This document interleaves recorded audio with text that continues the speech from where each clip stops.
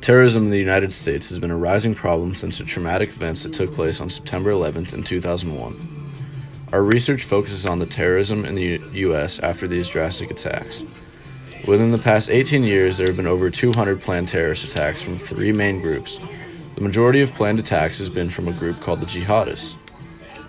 The second most frequently called on group would be the right wing, and the last group, which only has one planned attack, is the left wing.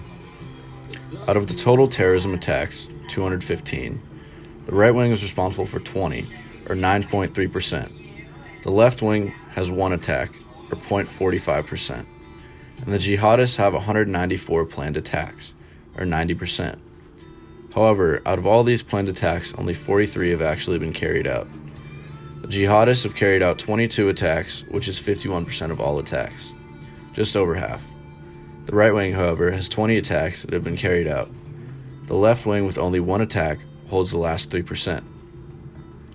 This data is showing that even though the jihadists have 174 more attempted attacks than the right wing, they're more than often not carried out, leading to only a 5% higher rate for being carried out. Through the past 18 years, these three groups have raked up a total of 772 victims, with 448 injured and 326 killed. The group with the most victims is the jihadists, who within their 22 attacks have injured 379 people and taken 269 innocent lives. This is 84% of victims affected by terrorism in the past 18 years. The right wing has been the second most prominent group, injuring 58 and taking the lives of 52.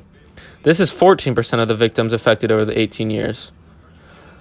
And last but surely not least, the left wing is the lowest rated of these groups, injuring 11 and taking the lives of 5. This would amount to 2% of terrorism victims in the U.S. in the past 18 years.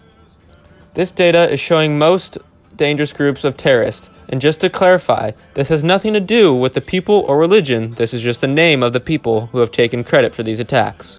At the end of the day, terrorism has been a huge part of this country's past 2 decades, and there are two main groups of people who have been continuously attacking our nation with seemingly no plan of slowing down.